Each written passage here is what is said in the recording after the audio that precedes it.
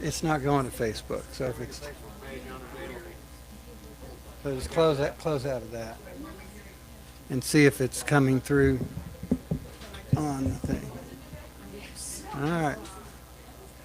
All right. This one's for Jean. Sorry. Oh, she ratted you out. She's the guilty one.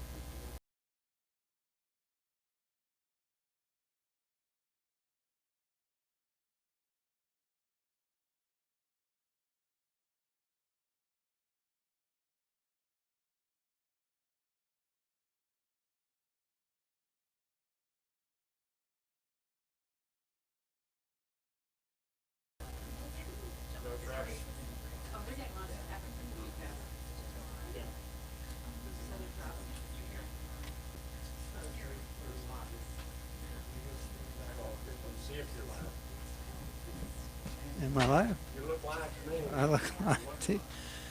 Um, See if it's coming through the YouTube channel.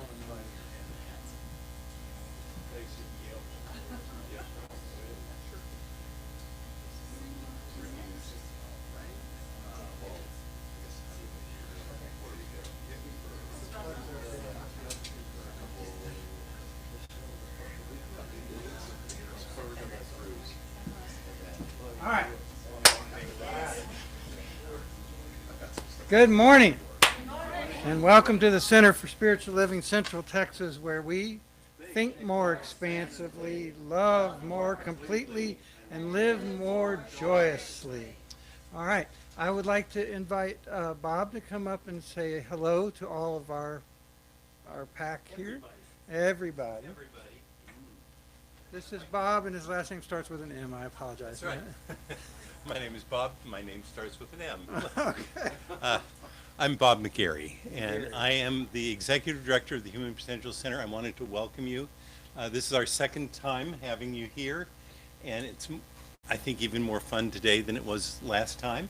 Glad to have you here. I gotta say, it feels warm and cozy when you guys are here. And I hope that you also feel that in this environment. That's what we want, and that's why we chose this space. It's we're just delighted to have this. We own this property, and it's great as our nonprofit. The Human Potential Center is provides workshops, classes, and lots of free events for people like you and me who want to have a more fulfilling life. Sounds a lot like what you guys were just saying. Relationships that are exciting to and joyful and fill our hearts with some delight, and careers and jobs that make us excited to get up on Monday morning. A lot of nonprofits are designed, and this is great, to help people survive. We need those. The job of the Human Potential Center is to help people thrive. And so we have workshops and classes. There's a February calendar back there that please take a look over. Most of our events are free. We're glad to have you here. For any of that, if you have any questions about the center or anything, there's a brochure back there. There's lots to tell you. One of the things I do want to tell you, next Sunday is March 1st, is that right? Yes. So you'll be here on our 40th anniversary of founding the Human Potential Center. 40 years ago, next Sunday, I walked down to or drove down and then walked into the Travis County Courthouse and signed the documents to create the Human Potential Center. I'm really excited about that. It was exciting, and it's still exciting. I'm delighted to be doing what I've been doing for the last years, and it's great to have you guys here. So if you have any questions, anything like that, welcome to the Human Potential Center. Thanks.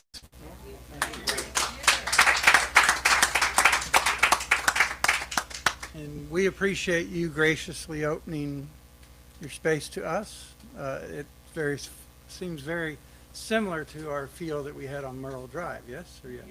Yeah. So it's a very loving space, and we can feel the good energy, and we will contribute some frivolity and good energy to that as well. We call it creativity to spark the creativity, the love, and the playfulness of the human spirit. There you go. Sounds good.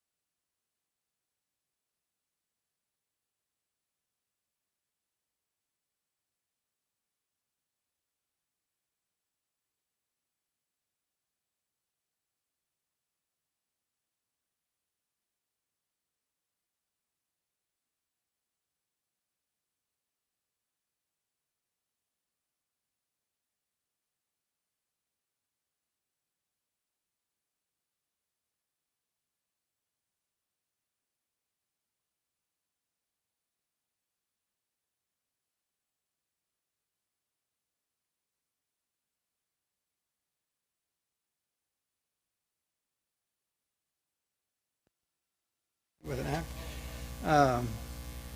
I'm going to leave that one. Arthur Schopenhauer, who's a great philosopher. Robert Young, who was a father that knew best.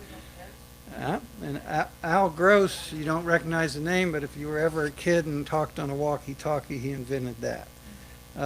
Don Pardo, who had a good voice.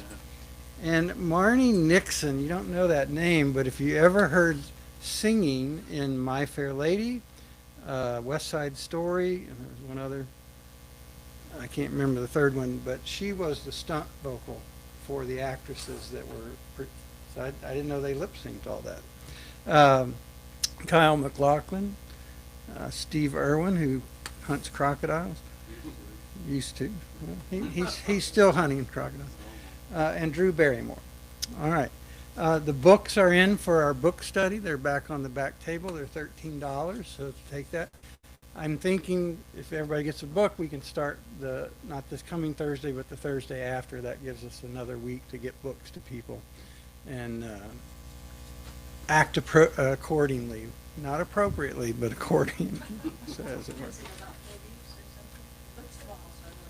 It's the 5 steps of treatment, so we'll probably do 5 to 6 weeks is kind of what we're thinking. All right. And what I'd like to do now is invite Glenda to come up and do an opening reading and treatment for setting the tone. Okay. So today's reading from the Science of Mind magazine was the quote touched me. It's by George Bernard Shaw. I want to be thoroughly used up when I die. For the harder I work, the more I live. I rejoice in life for its own sake. Life is no brief candle to me. It is a sort of a splendid torch that I have a hold of for the moment, and I want to make it burn as brightly as possible before handing it over to the future generations. All right. So let's just take that moment of silence within ourselves as I speak my word for all of us, for this knowing that we are one, that there is an infinite intelligence that indwells each and every one of us. There is a love so deep and so tender and so true and so real within us, and that when we access it, it overflows from us, touching people's lives, recognizing that we are one.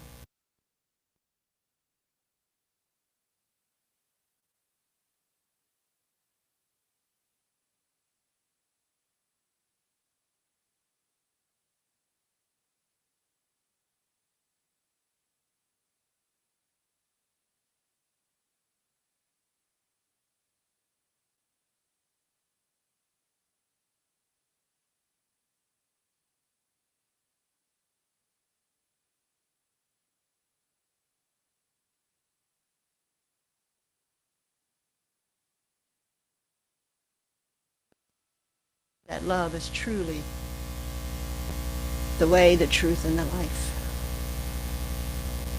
And I know for our center that we are thriving, that we are growing, and that whatever the appearance is today, that we are here in truth and love and life, and that this philosophy serves us, inspires us when we use it. So I know that we are all open to using it and having that daily spiritual practice, that it awakens everything within us to live this life fully now. And so I give thanks. I give thanks for this knowing. I give thanks for this truth. I give thanks for all of us being here and carrying the torch and shining brightly. And I just am grateful for all of this and so much more. And so it is now. And Scott, welcome back. Good to see you.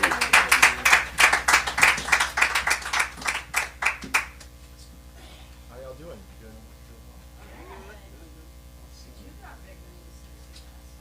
Yeah, got hitched, got married, and taking the longest vacation that I've had in a long time. So 8 days, I'll be like out of the country, which is good.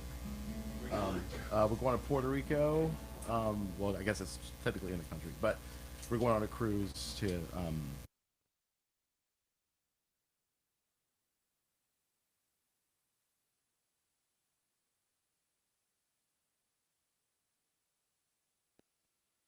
Having me here. I appreciate that. And we've got a couple of songs I've got. This is sort of like a newish original, and then I've got another song I'm going to play by this guy named Daniel Lavoie. It's called The Maker. So.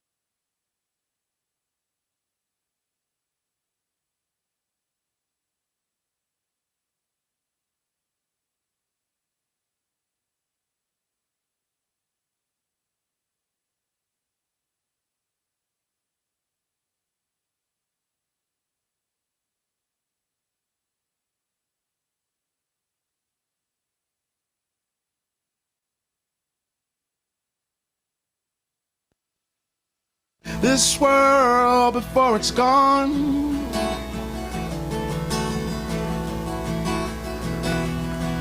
It won't be long before our hate consumes us all, and then we're done.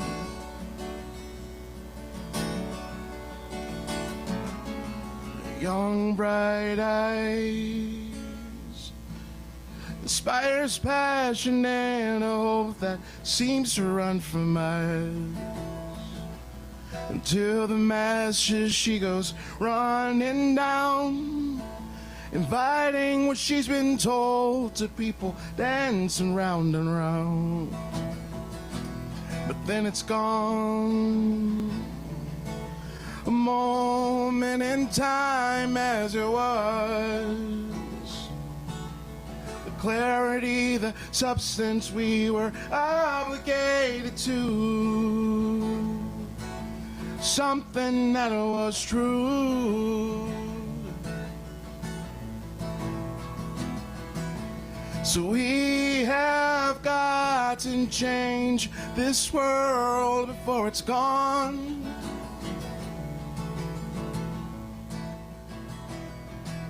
It won't be long before our hate consumes us all and then we're done.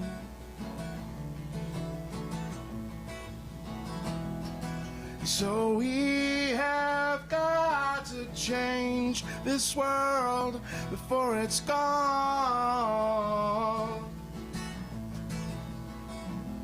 And it won't be long before our hate consumes us all and then we're done.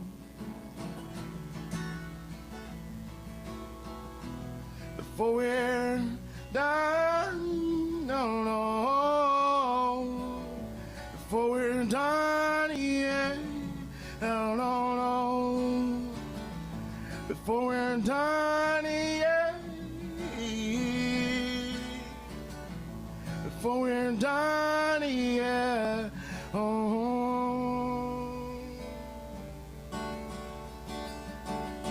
And then it's done. No, no, no, no, no. Love is all we need. Yeah. Love is all we need. Yeah.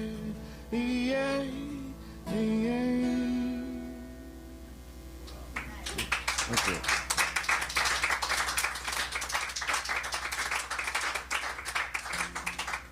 Thank you. It's two and then one, right? Is that one and then two? Okay, cool. Got it. Okay. I was ready. You're always ready. All right. Thank you again, Scott.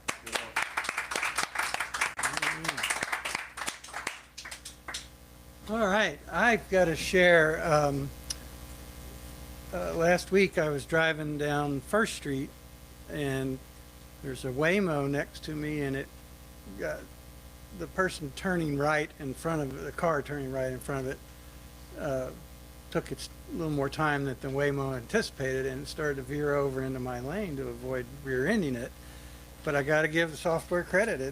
It recognized I was there, and it navigated everything successfully, so there's that. But I will say that I have noticed Waymo drivers are very rude. They do. They do not wave back, man. What is it? Yeah. All right.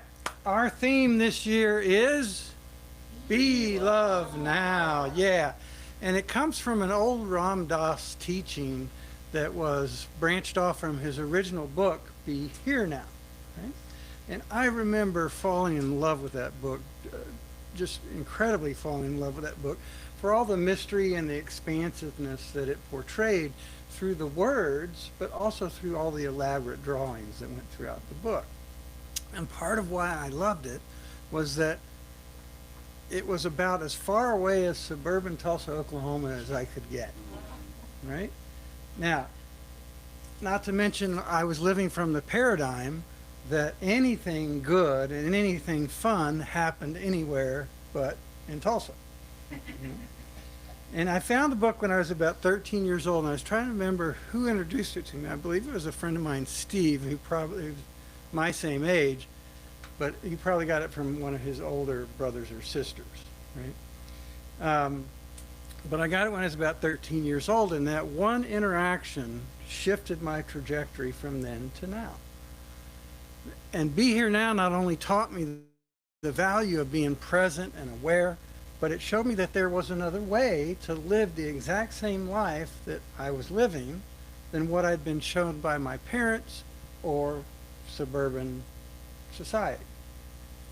As previously mentioned, I was looking for anything and everything different And the differenter it was, the better, in my opinion. And I'm always eternally reminding of the old Fix song from the 80s. One thing leads to another. Because it does, doesn't it? We have one thing happen, then another thing happen.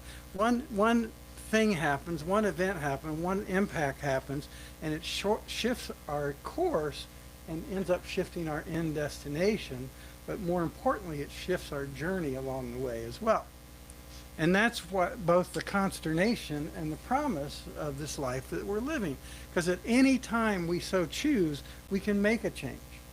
We're free to make a change in attitude, a change in belief and approach, a change in action and reaction, and then everything after that is impacted by that initial change.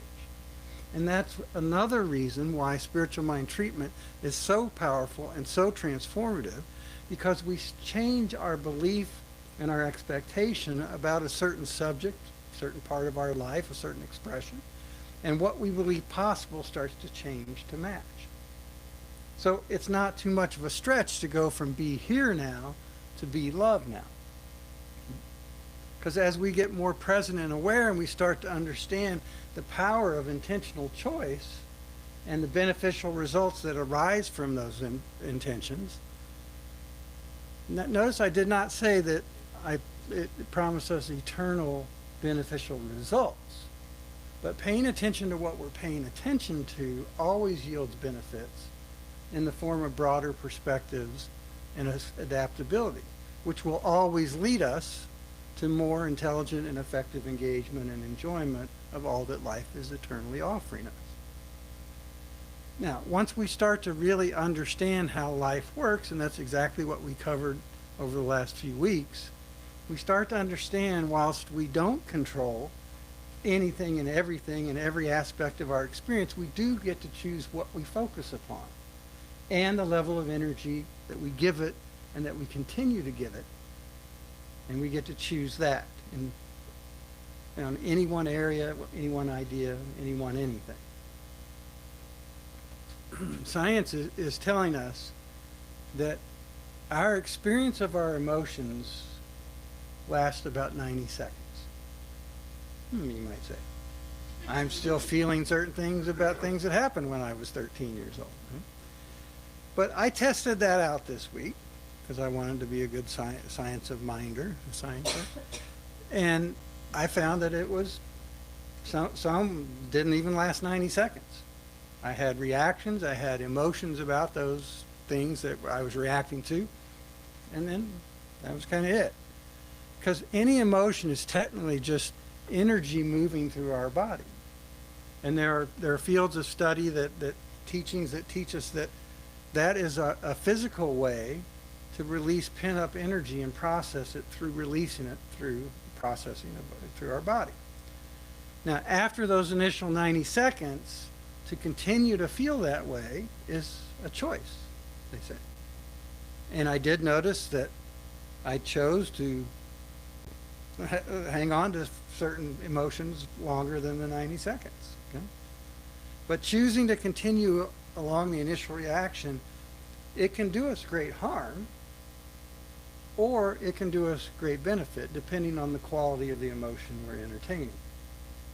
And that's why love starts as a reaction, but then it grows into infatuation. Wayne Muller shares, whatever receives our time and attention becomes the center of gravity, the focus of our life. See, the choice to focus upon one thing, one possibility, one expectation, and direct our energy and attention to success at some form or fashion as being the most likely outcome of that focus. And that trajectory continues until it doesn't. By our choice, by our disappointment, by a disagreement between the parties involved to continue. Okay? Now we can return to the same idea and we can continue to feel the enjoyment through memories or through expanded awareness that comes from the experience. And that's another reason spiritual mind treatment works so well. Because we're diving deep into the idea. we're using all of our senses to experience it more fully, to embody it more fully. And then later, when we return to the consideration of whatever we were treating for, our experience, our paradigm has been shifted, either slightly or maybe significantly shifted, but it's been shifted nonetheless. So that's really our part of the creative equation of life. To decide, to focus, and continue to choose to continue to focus for as long as it serves us and as long as it benefits what we're contributing to the collective mix. Now, one thing that is very cool, but I don't think we focus upon it quite as much as it would benefit us to focus upon it, is our power to choose and our freedom to either keep choosing or then to choose something else, as I just said. For life responds to whatever we're giving it to work with in this moment, and it continues to respond with similar ways until we change our focus. We provide a form, life fills that form until we provide a different form. And that's why life, and that's why love isn't over when an interruption of any one particular exchange or avenue comes along. Because life and love and peace and beauty and joy, and all the other ways life expresses itself, are all much bigger than any one individual expression of it. And for that particular expression, our enjoyment and then the length of our enjoyment is all determined by our level of belief and awareness and understanding and expectations of that particular expression. So in other words, Dr. Holmes tells us, our belief sets the limit to our demonstration of a principle which of itself is without limits. So whether you want to think of it as a principle that is without limits, if you want to think of it as a life that is without limits, it doesn't really matter. What we're individualizing through our experience and our existence is limitless, infinite. And our experience of it is determined by our level of belief. So, love's in the air, everywhere I look around. It is. It's around. Love is in me, love is in you, love is in everyone. When we get present and aware enough to see and engage and choose to respond with it, to choose to promote it to a place of greater significance in our interactions. And make no mistake about it, love, to choose to love, is a choice. To choose to respond with love is a choice. And like everything else, love is a possibility no matter what, no matter who, no matter when, no matter where. Because love is omnipresent and continually available to us when we build and keep building, when we live and keep living from the paradigm that supports that proposition. The Buddha teaches us, just as a candle cannot burn without fire, men cannot live without a spiritual life. Now, something happened this week, and so it made me kind of reflect, as everything makes me kind of reflect. But I think for the most part, and I say for the most part, I'm the same no matter where I go. I just am. I'm pretty much the same now as I was back then. Yeah, I've gotten and grown in experience and perspective along the way, and I've gotten more clarity and more ability to describe my experience and gotten more verbose about the sharing of my experience. But I feel pretty much the same now as I did back when I was a teenager. Okay, yes, maybe I'm less anxious, maybe I'm less self-conscious, less caring about what other people think. Part of that's just aging, but I don't think that caring what other people think and all the rest of it totally goes away, because we are social creatures with egos. So there's always going to be some of that hanging around. But my basic paradigm of spirituality, my basic paradigm of myself as a spiritual being, is pretty much the same now as it was back then. because the event that happened was I had an acquaintance of mine. He wasn't a friend or any, like close friend. I knew who he was. He knew who I was back in the day. And he read some of my weekly writings that I post on the socials. And he said, man, you've really changed. Or he said, or maybe I just didn't know you and I missed out on being with a really cool guy. And I said, well, it's probably missed out on being with a cool guy. But the truth is, yeah, I have changed a lot in some ways. But the truth is, I was talking about the same stuff with my buddies back when we were 13 and 14. And mainly because Be Here Now started that conversation. The point being that on a fundamental level, life and our living and our experience of life doesn't really change. It doesn't. The ability to understand and navigate more fluently and gracefully grows and evolves over time, but the basic setup is essentially the same. And it's always the same for us, and it's always the same for everybody. Dennis Waitley shares, happiness is a spiritual experience of living every minute with love, grace, and gratitude. Am I saying that I live every minute with love, grace, and gratitude? No. Okay? But more often than not. Okay? Because I've seen the waste of time that comes, waste of energy and resources that comes from not doing that. Okay? And I feel I'm still spiritual or at least attempting to be spiritual and include spiritual concepts and principles in the living of my life. And I feel like that's what I do when I'm alone as well. Now, please be very clear about something. This doesn't make me perfect or different or holy. Please do not, and I mean do not put me in that position, because it does, historically, it does not end well for anybody, right? That's just how I've chosen, and we'll get more into that after I'm done here. But it never ends well for anybody. That's just how I've chosen to invest my energy and resources in this direction. That's all. When I have the opportunity to do it, it feeds me, so I do it more. Just as the Olympians I've been watching on the TV for the limited time I've been watching them, skate so gracefully or ski so wildly. One guy did like a snowboard thing with I couldn't even do the math. And I love math, and it was like he spun around like 6.5 times and landed perfectly. It was like, or watching those people that curl so adeptly. I don't know how do you curl anyway, because they have invested their energy and resources into expanding their experience in that particular area or that particular expression of life. I've chosen this because it's evolved from a kind of a default habit into an embodiment, is how I see it now. Just part of who and what I am, how I see myself. Why did you do that, Walt? That's a very good question. I'm glad you asked. And your timing is impeccable, as always.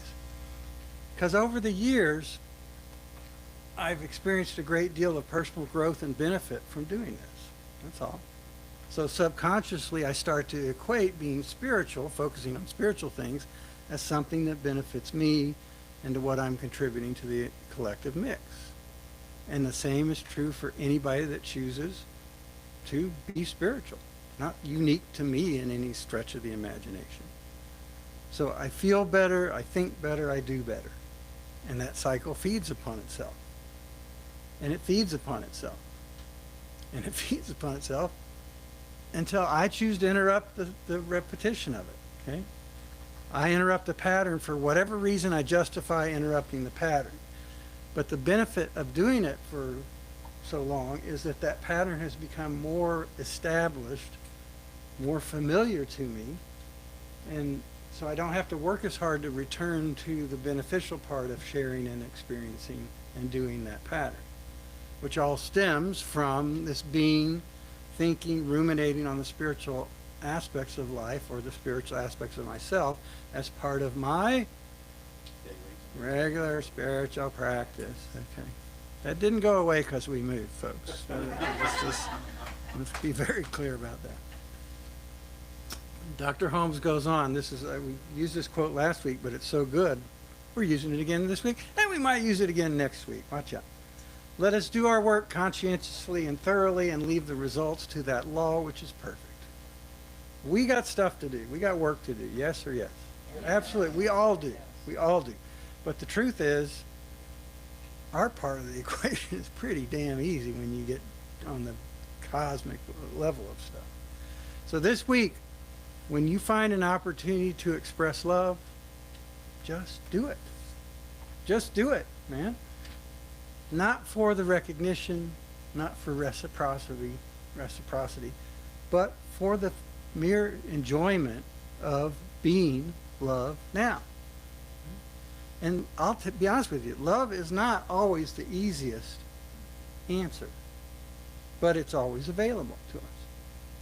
Just as including spiritual aspects of life into the consideration of our response and our next actions doesn't always seem to be the most appropriate or the most practical response. But including spirituality into our awareness and choices, just as including love into our awareness and choices, creates and sustains benefits for us now and moving forward, and it creates and it sustains benefits for all those around us as well. And once we include love and spiritual aspects more deeply into the living of our life, and when I do catch myself and remind myself to include love and spiritual aspects into the living of my life, I sit there and I wonder what took me so effing long, right? What took me so long? Why did I wait so long? And why do I ever wait again? Because it's a choice. And love isn't just for special occasions. It's not. It feels good because when we include it, we're including something good into the interaction, into the circumstances, and that will always be appropriate, and that will always help us leverage whatever other good is around at the moment. And to bring that to the forefront of our attention, into the forefront of our attentions and our interactions, and into the forefront of what we're giving life to reflect back to us, now and forevermore, here, there, and everywhere, in each and every situation, and for the betterment of all involved now and all involved in the future. And so it is now.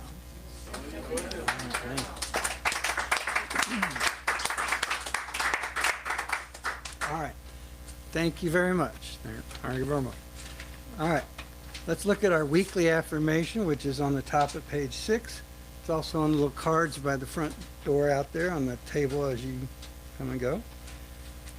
And we'll read this together. It says, choosing love as a part of all my life shifts the energy and my sense of possibility now and also in the future.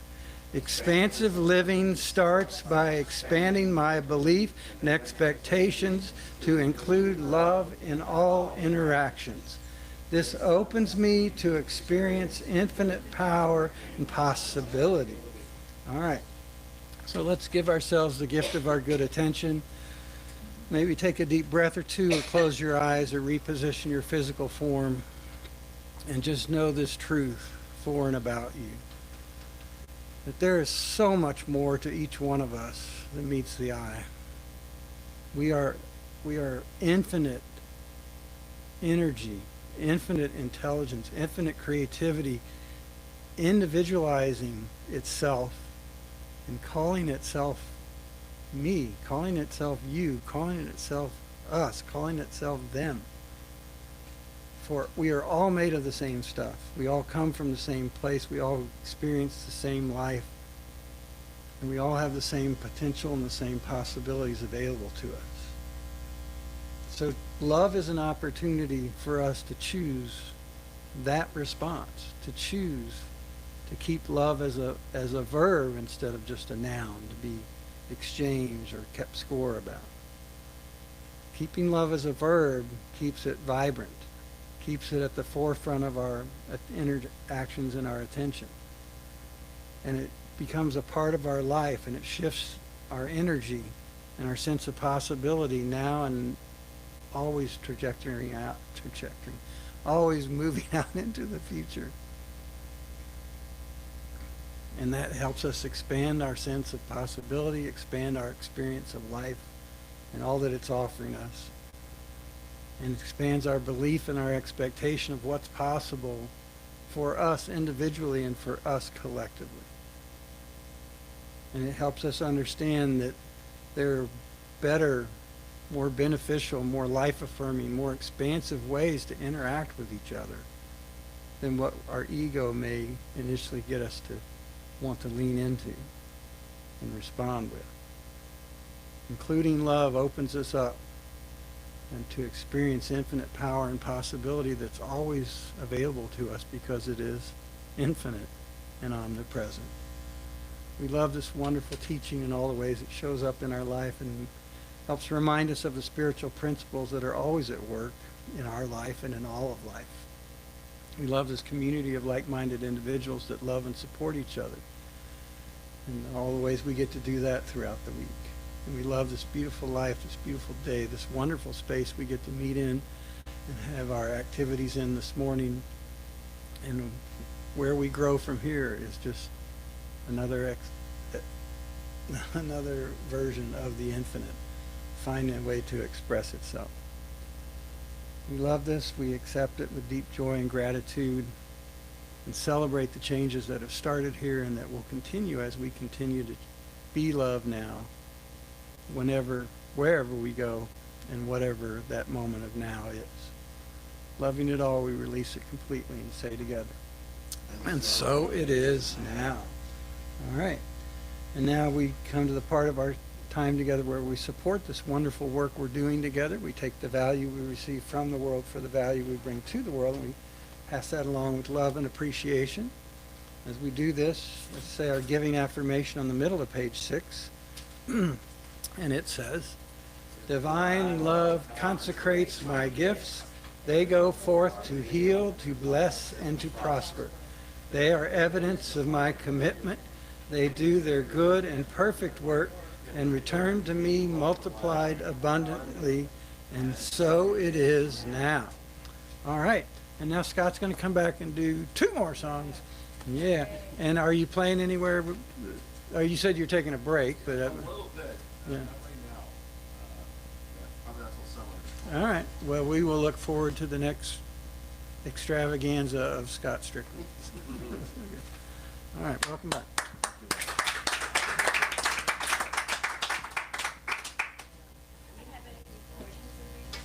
I do, yes. It's scottstricklandband.com, or you could just Google my name. It's there. You can do that. The song's called The Maker.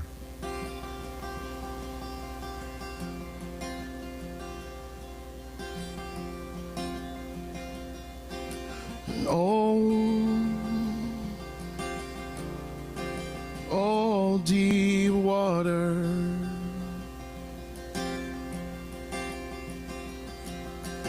black and cold like the night. I stand with arms wide open. I've run my twisted mile, and I'm a stranger in the eyes of the Maker. And I could not see for the fog that's in my eyes, and I could not feel for the fear that's in my life. And across the great divide, in the distance I saw a light. It's John Baptiste walking with me and the Maker. And my body is bruised and broken by a long and to sleep. Then I can work the fields of Abraham and turn my back away. No, I'm no stranger in the eyes of the Maker.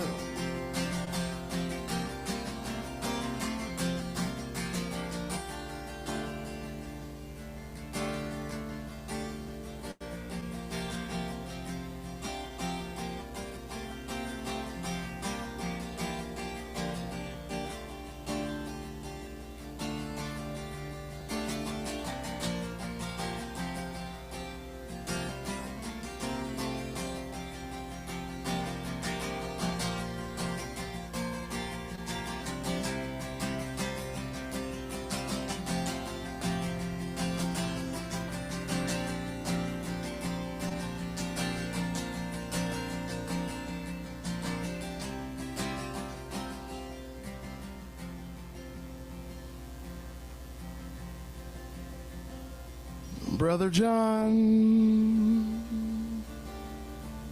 have you seen the restless starters standing there with broken wings? You see, I've seen the flaming swords over there east of Eden. Oh, when they're burning in the eyes of the Maker. And they're burning in the eyes of the Maker.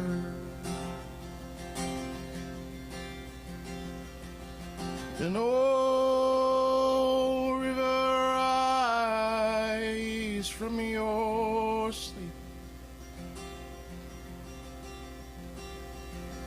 And oh, river, rise from your sleep. And oh, river, rise from your sleep. No, I'm no stranger in the eyes of the Maker.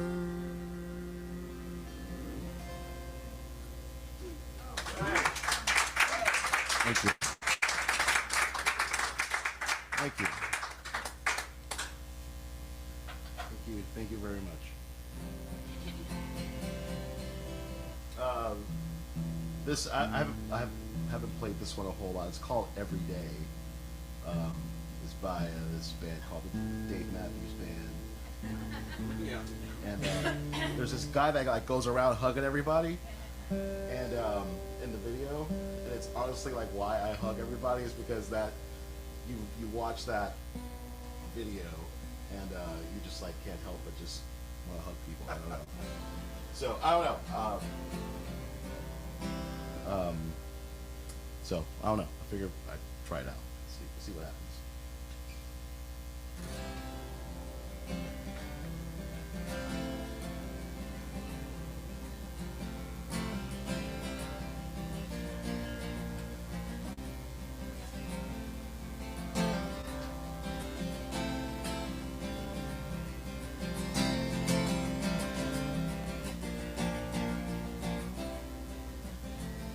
Pick me up, love, from the bottom up to the top, love, and every day.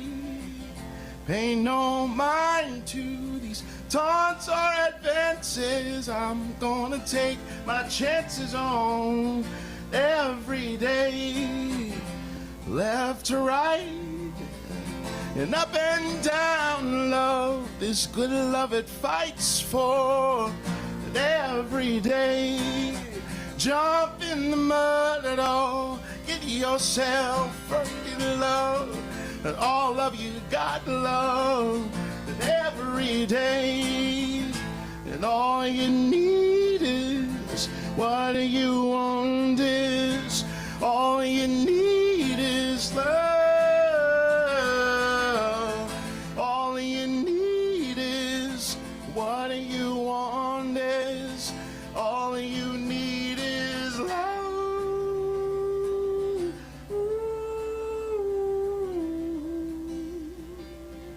Every day and every day.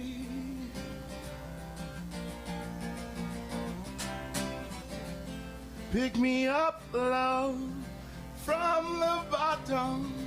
It's up to the top, love. It's every day. Pay no mind to these taunts or advances. Are gonna take my chances on every day. So left to right, it's up and down, love. This good love it fights for every day. Come on and jump in that mud and all. Get yourself filthy love. All the love that you got, love, every day. So all you need is what you want is all you need is love. All you need is what you want is all you need is love.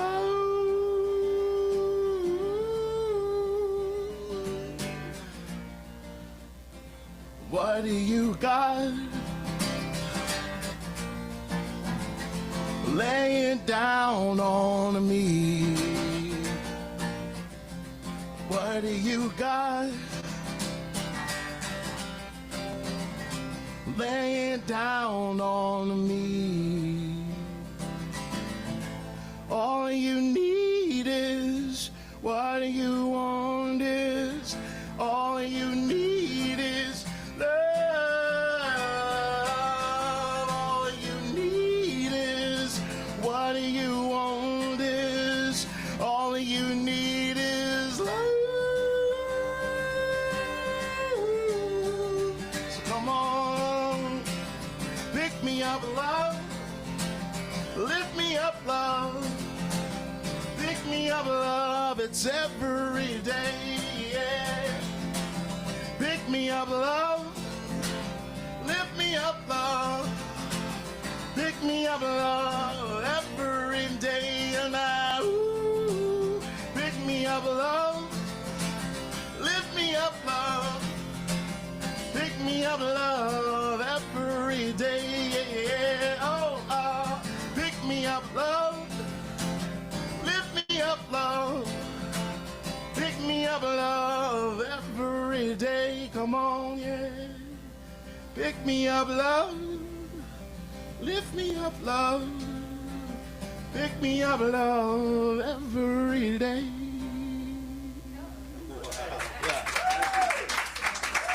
Thank y'all. Thank you.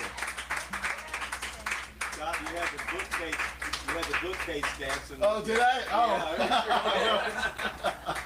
Yeah, Yeah, almost literally brought down the house. That's what we're... Oh, okay. Okay.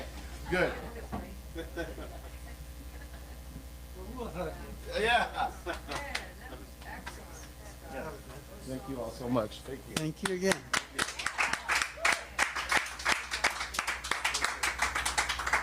All right, and very appropriate song choice for the matching the message, so thank you for that.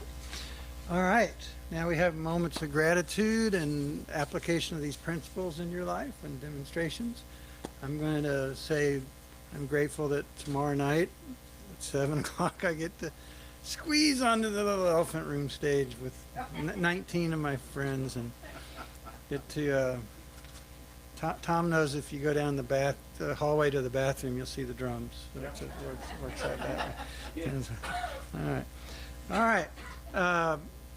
And grateful for springtime popping up and we're at that time of year where it's long johns in the morning and shorts and a t-shirt in the afternoon. You know, it's a 30 degree swing, but that's part of living in Texas. Let's continue with this, and then I've got a departure for a minute. You said you had something.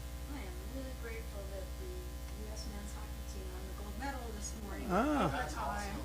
It was really intense. And the women won too, right? Yeah, but that was the other day. Okay, I don't know. I mean, I wasn't leaving the house to come to the so they ran overtime. Well, good. But they won, first time in 40 years that they won a gold medal. Since that miracle of whatever.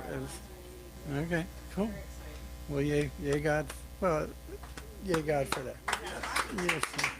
Yay God as the U.S. hockey team. Yes, Donna? So, my girlfriend on the East Coast, she went and volunteered for the monks Peace Walk. Oh, yeah. And she had to spend all kinds of time with it, so she sent me one of the Ah. bracelets that I made.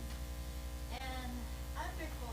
We had house guests this weekend, and we went to breakfast this morning, and I was talking about, I'm in a book writing club or group. Now, I don't have a book. I don't even know why I'm in that club, but. I beg to differ, but you go ahead. I think, believe me. So we're talking, and I've really been missing my friend Donna. Yeah. Hmm. And so we came up with an idea for a book about her. Oh, cool. Yeah, and working through grief and showing her talents, and I'm very excited about it. So you do have a book to I write. do have a book. All right. Very good. Yay God.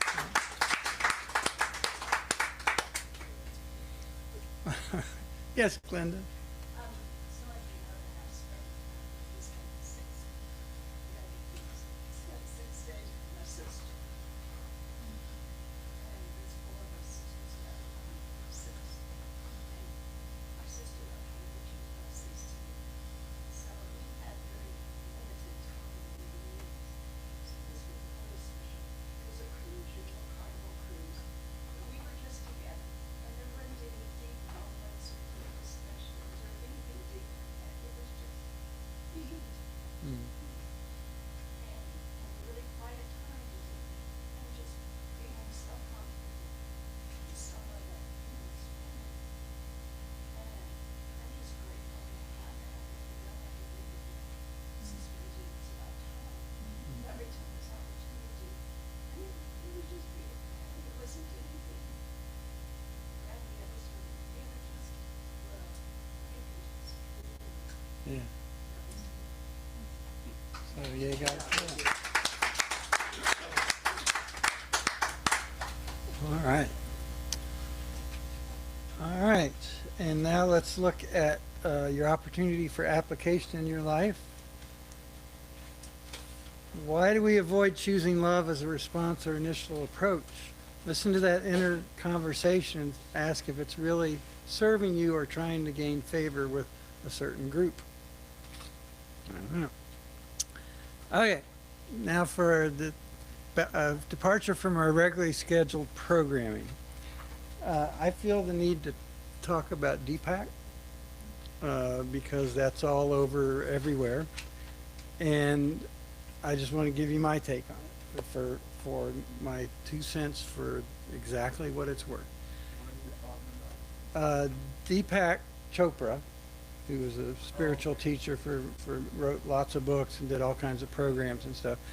It appears that he was more than just casually involved with Epstein. And look, that's despicable. But like everything else, I think our opportunity for growth is in our response, our personal response, and our reaction to it. I think there's a quick, let's jump into the cancel culture and want his head on a spike and, discredit and tear down everything he taught. But I was reminded of the book back in the day, and I don't remember who wrote it, but it was called If You Meet Buddha on the Road, Kill Him. And the idea was that meeting Buddha in personal physical form doesn't make you a Buddhist, and it doesn't transfer all the wisdom of the Buddha to you. It just means you met somebody. And idolizing the source I think leads to disappointment because too often we mistake the teacher for the teaching. And the same thing happened when we made Jesus the great exception rather than the great example. It takes a lot of weight off of us and our personal growth. And I'll tell you, I had to deal with this with my own person, with my teacher, Kennedy Schultz. He was an incredibly bright, brilliant man. He could clarify things, do wonderful treatments and perspective and wisdom, but he was not always the nicest guy. Not to me necessarily, but to other things I witnessed around. And I had to weigh the benefit of my transformation by accepting his teachings as they came to me, and the paradigm that I was taught to hold, that in order for his teaching to be valid, he had to be perfect. And I don't know. I don't want to learn from somebody that's perfect, because how have they ever applied spiritual principles and overcome anything in their life, right? They don't have anything to overcome. So putting somebody up on a pedestal and elevating them to some demigod status, I think only interrupts the tradition of passing along the benefit of applying wisdom to the living of our life and passing that along to those who are near to us on the learning curve. And I think it's safe to say that I don't know about all you, but I benefited from what Deepak taught, to the degree that I applied it in the living of my life. I did, right? I do notice that a lot of the responses that I'm seeing, and I'm seeing stuff from the minister's listserv as well as what's on social media, and to be honest, the tone is quite sometimes sanctimonious and wanting to tear down the legacy, even tear down spirituality altogether, saying it's all bunk. Look at this, look at this. Throw the baby out with the bathwater, which is what we often do. And look, man, that will all work itself out in its own time, in its own way. But our ego wants to speed up the karma and reckoning, and that Deepak will inevitably experience.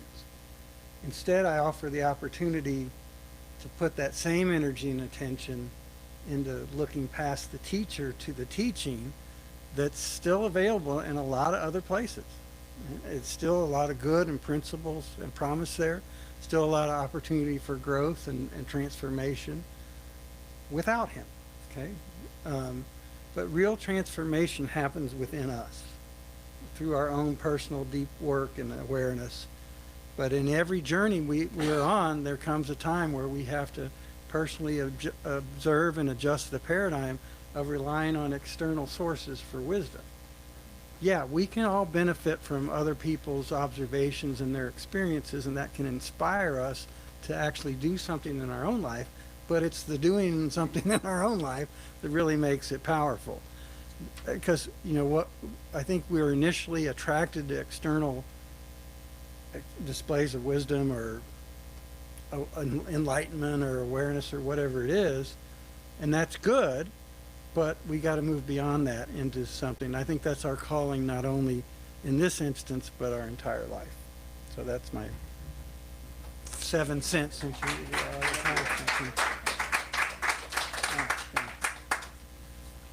all right. Next time, somewhere there is a next week. It's funny because next week, the title of the talk is Time Keeps on Slipping. And our musician will be Darren Lane, great guitarist. So there's that. All right.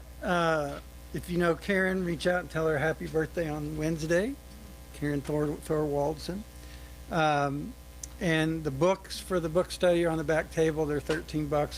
Get one now or get one next week, and then we'll start the following Thursday, which I think is March the 5th at 7 p.m.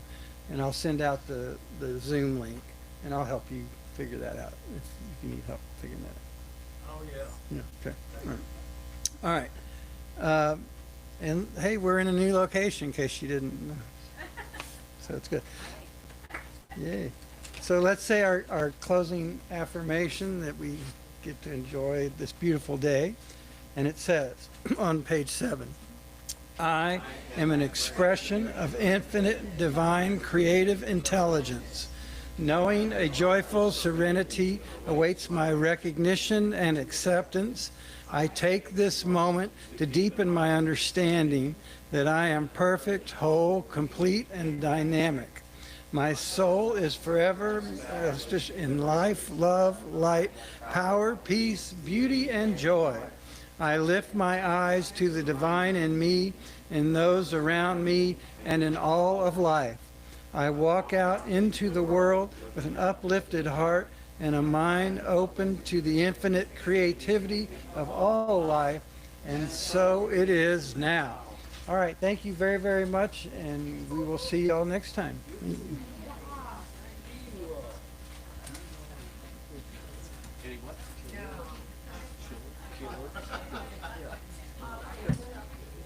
That was a much better. Was it? Yeah, I think the difference is I